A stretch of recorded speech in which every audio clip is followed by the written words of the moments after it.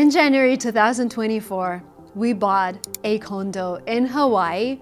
This is our second home and we're also renting it out on Airbnb. And when I was closing the deal, when I just closed the deal, I had those people who DM'd me and texted me, it's gonna be the worst decision of your life. I remember that friend who kept sending me articles from local newspapers saying like, hey, I'm so sorry you just bought this Airbnb condo because they just banned Airbnbs in Hawaii. And you know how all of the articles look when they want to scare people? There were some bans, but not on my island and not for existing Airbnbs. Anyways, people were like, it's gonna be a nightmare. It's gonna be awful, you're gonna regret your decision. It's been 6 months since we started renting it. So we got in January and then end of March, we had our first guests. So it's been 6 months. And in this video, I'm gonna share all of the financials, how much of the money that Airbnb generated we actually got to keep, if any.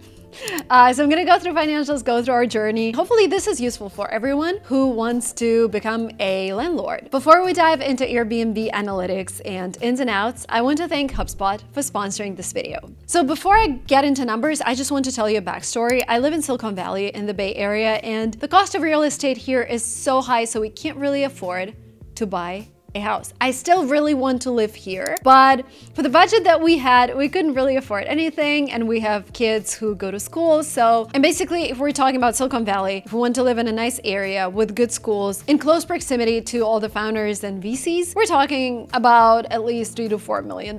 Like, prices here are crazy. And my thinking was, okay, I can't afford my dream house yet, but I can start playing the real estate game, and I wanted to start playing it as early as possible because real estate prices tend to only rise, and you know, this FOMO of like everything is buying a house. So we decided that we're gonna invest in a property that's gonna generate cash flow instead of just, you know, putting our money into a house that doesn't bring any revenue. The most important thing I've learned about finances is that planning and accounting are essential keys to success, especially when it comes to an investment property, especially when it comes to projecting. So before buying our vacation rental in Hawaii, I carefully calculated all financial flows and risks. I basically have an Excel spreadsheet with dashboards for every project I take on, including managing personal and family finances. If you're not yet tracking your finances and the cash flow of your business, I highly recommend starting with the free financial planning templates from the HubSpot team. The free kit includes 5 templates to help you stay on top of your finances: personal financial planning template, cash flow statement template, balance sheet template, profit and loss statement template, and financial projection template. Whether you're an entrepreneur trying to make sense of a balance sheet or a new grad sizing up your new 401k, these 5 templates will help you take control over your finances. Even if you're just starting out, tracking your personal finances is a great habit. Once I began tracking my own finances, I felt more organized and gained a clear understanding of my current situation and future goals, a crucial step in growing my income. Follow the link in the description to download these free templates from HubSpot. A big thanks to them for providing these resources and sponsoring this video. Now back to my Airbnb financials. So I started researching. I researched Florida, I researched California, I researched like all of the places on earth. And then I met this guy who manages several properties in Hawaii. And he said, if you look at AirDNA, and it's a website where you can see how different Airbnbs are doing. He's like, if you look at AirDNA, there are only a few areas in the US where you have 90+% or like 85% plus occupancy rate, and you can still get a permit. Because in California, in some places, you get amazing occupancy rate, but you no longer can get a permit for a new property because of the new laws and bans. And he said one of the places is the Big Island in Hawaii. Come over and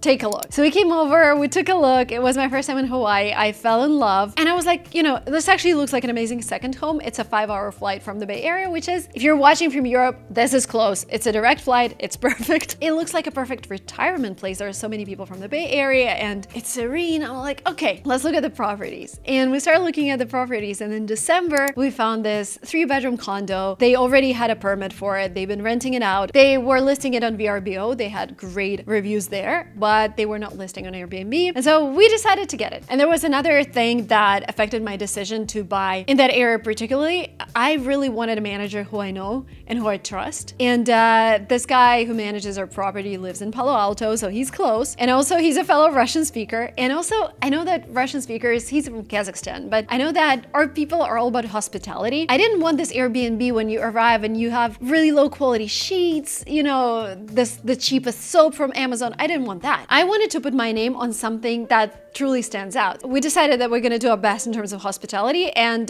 he takes 20% of the revenue, but he's able to satisfy all of my needs. We provide a fruit plate for all the new guests. We provide extra cleaning, but also they help me with light renovation. And because this was a big investment for me, it's over $1 million, and I didn't have extra couple $100,000 to renovate the place. It's kind of 2000s. It's nice and livable. It's not brand new, but we still thought it's gonna do the job, and I actually like it. It's newer than the house where I live. So we're like, okay, and I'm gonna start showing you the file that we have here. This is basically my financials. I'm just gonna show you everything. But here you can see some costs that we incurred. So basically this is February. We spent around $6,000 on, you know, getting a new couch, getting all the supplies, getting some rugs and paintings and brand new kitchen supplies. Some of the things I was able to do like a brand deal with certain companies. We did a brand deal with Nectar, and they provided a mattress and they provided a bed frame, which was amazing. Some of the mattresses were new. We also partnered with a furniture company, and they provided a couple of items for the condo, which was great. But still, we spent like $6,000 on renovation, and I spent $2,000 to create the necessary legal structure. And basically, from then on, we have the HOA, which is around $1,400. We have a mortgage payments, and we have taxes. Taxes are actually super high in Hawaii. If you're renting out, it's like 20% of your revenue. Bought all the nice coffee supplies and everything, and it started. As you can see, let's look at the revenue. The summer was pretty good. So in May, so the first guests came, I think it was late March, early April. There was no revenue in April because we get paid from the manager 1 month after. In May, we got paid $8,177. That's after manager's commission. Then we got $6,000, $7,000. And then this revenue basically that we got, so we got 6,000 here, 7,000 there. Did we get to keep it? Well, not necessarily. Let's look at the expenses structure. So first of all, we have taxes. Taxes in Hawaii are pretty high. You pay around 20% towards taxes only. Then we pay the HOAs, $1,400. And by the way, these numbers are after our manager's commission and all the cleaning fees and everything. So that's already out. We only get the net from the manager. And then we have our largest expense, which is our interest on our mortgage. So the thing with the mortgage, we have a 30-year mortgage on this condo. And what happens in the first months when you pay like $7,000 in mortgage fees, $6,500 goes towards interest, not towards your equity. You're basically paying the bank the first few months instead of paying for your condo. And this is kind of really upsetting because we're still like, if we look at the final result here, we're still negative after all the expenses, after taxes. And this is kind of sad because if you look at the net profit, like April we're negative, May we're positive, but it's not gonna last forever. In a minute, I'm going to explain what's gonna happen next. But you'll be surprised that August was actually the worst for us. We got paid $11,000 from a manager, $11,400, which is for July. We got it in August. But then in August, our manager calls us and says like, hey, your air conditioner is almost dead. And in Hawaii, you can't really operate an Airbnb if you don't have an air conditioner. And yeah, it has to be replaced as soon as possible. I'm like, okay, how much does it cost? He's like, $16,000.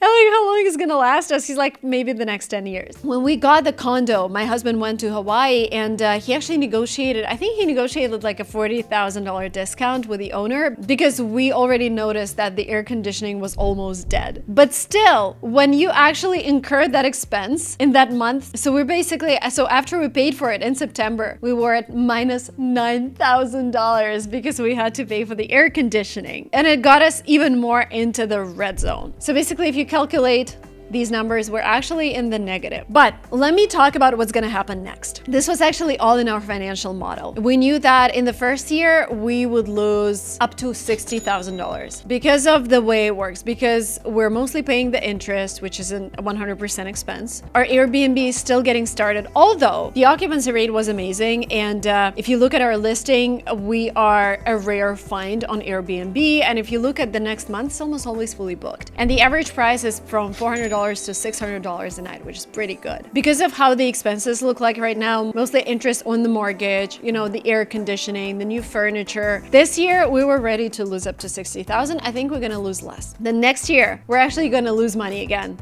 I think it's gonna be like minus 30 or 20,000. But hopefully starting year 3, when we would pay more towards our principal versus interest, when we will be able to raise our prices, because they're gonna raise, like the hotel prices, Airbnb prices, they rise every year by 3 to 5%. And we're gonna get higher occupancy rates. So starting year 3, we should be cash flow positive, which means our Airbnb income is gonna cover all mortgage expenses, all the HOAs, all the taxes. But for now, it is what it is, and I wanted to be super transparent about the numbers, especially for those who are just thinking about buying an Airbnb. Honestly, emotionally, it's just so cool. Financially, in the first 2 years, it doesn't look good. Like, it's not something that's gonna generate profits right away, right? You're gonna have to do some work, you're gonna have to do more investments. But there's this emotional aspect to it as well. This is actually my first property in the US, and it just feels so good that I am finally participating in this real estate game. That's the first thing. And the second thing, one of our friends is there right now, and it's her birthday, and we were able to just gift this stay to her. Like, I was like, yeah, just go to our home in Hawaii and spend the birthday there. And we are very close to Hilton on the Big Island, and they have dolphins there. And she just texted me that this is her best birthday because she's in Hawaii. The condo is amazing, so close to dolphins, so close to everything. And emotionally, it gives me so much satisfaction and just, you know, this feeling that I have something of my own. And yes, I'm renting it out, and I'm super happy that it's also a business. We always have this place where we can stay as a family. For me as a woman, super important. I hope this video gave you some clarity about the numbers and the emotional aspect of running an Airbnb. By the way, from the time perspective, we don't really do anything. Our manager does everything. They take care of everything for 20%, which I think is totally worth the cost. Thank you guys so much for watching this video up to the very end. And if you're willing to visit our Airbnb, please feel free to do so. If you find available dates, because for the next 3 months is like almost fully booked, which makes me happy. Okay, thank you so much, and bye.